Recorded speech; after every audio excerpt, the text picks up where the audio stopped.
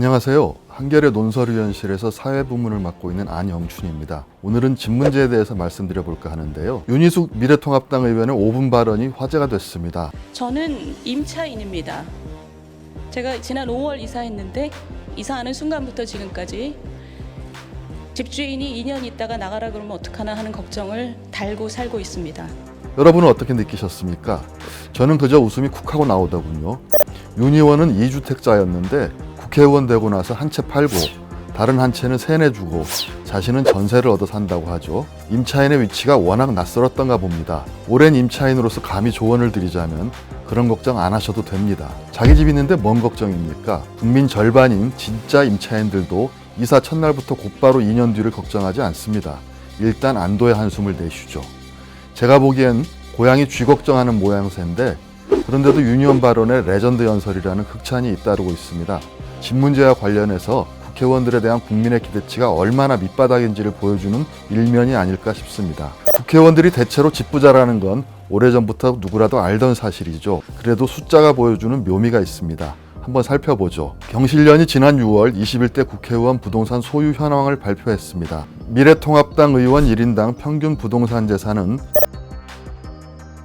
더불어민주당은 정의당은 우연인지 아닌지 정당 간 격차가 각각 2배 남짓이네요. 그렇다면 말입니다. 우리가 부동산 재산으로 계급 투표를 한다면 여러분은 어느 정당을 찍어야 할까요? 참고로 우리 국민 평균 부동산 재산은 3억 원쯤 됩니다. 적어도 국민 절반 이상은 찍을 정당이 없는 게 정상 아니겠습니까? 미래통합당 의원 103명 가운데 다주택자는 41명으로 전체의 40%입니다. 2주택자 36명, 3주택자 4명, 4주택 이상은 1명입니다. 더불어민주당도 만만치 않습니다. 다주택자 42명, 비율로는 23.3%입니다. 2주택자가 35명, 3주택자가 5명, 4주택 이상 2명입니다. 미래통합당 의원들은 투기지역의 41.1%, 투기 과열 지역의 22%, 집값이 크게 오른 지역에 집을 갖고 있는 비중이 유독 높습니다. 경실련은 부동산 관련 법률을 다루는 국토교통위와 기획재정위의 다주택 의원이 얼마나 되는지도 발표했죠. 국토위엔 미래통합당 4명, 더불어민주당 3명, 기재위엔 통합당 6명, 민주당 3명입니다. 두 상임위 위원 3분의 1이 다주택자입니다. 이런 걸 가치 중립적으로 점잖게 얘기하면 이해 충돌인데요. 고양이에게 생선 맡겼다는 표현 좀 진부합니다만 달리 비유할 속담이 떠오르지 않네요.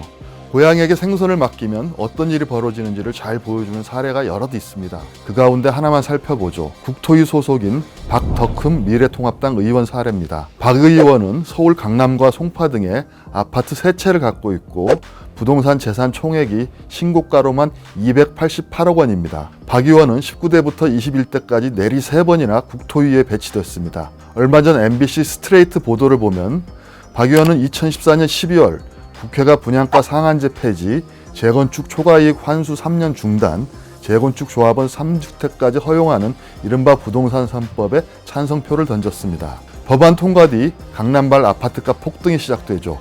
6년 사이 박 의원의 아파트 가운데 2채에서만 73억 2천만 원이 올랐습니다.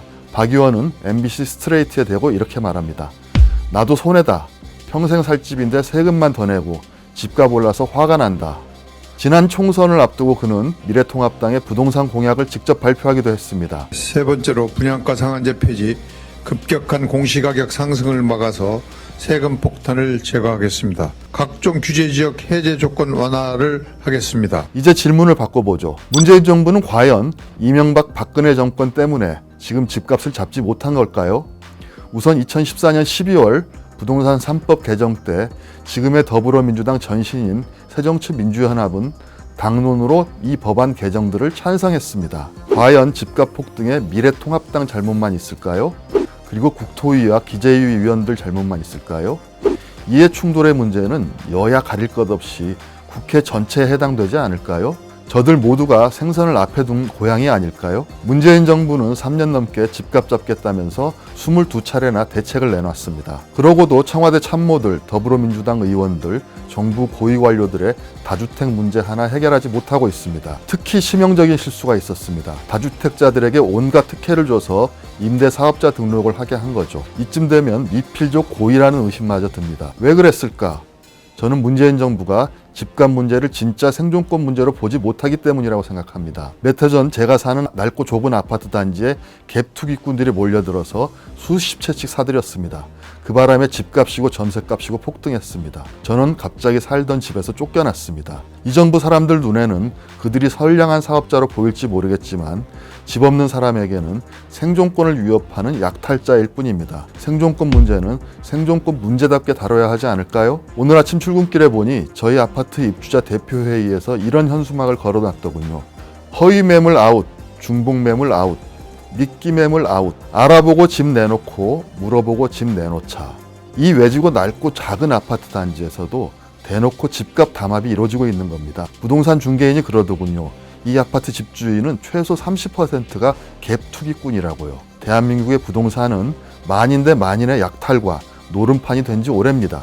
정직한 약탈, 합리적인 노름, 과연 가능한지 묻고 싶습니다. 지난 4일 국회에서 종합부동산세와 양도세 등을 강화하는 이른바 부동산 3법이 통과됐습니다. 2014년 부동산 3법과는 반대되는 성격입니다. 그런데 미래통합당과 조중동은 2년 뒤 또는 4년 뒤에 집값, 전셋값이 폭등할 거라고 하고 부동산 정책의 레전드 윤희숙 의원은 전세가 씨가 마를 거라고 합니다. 이런 주술이 현실이 되지 않으려면 고양이의 눈이 아니라 쥐의 눈으로 문제에 접근해야 합니다. 아파트 소유냐 거주냐 이 근본적인 질문에서 정책을 시작해야 합니다.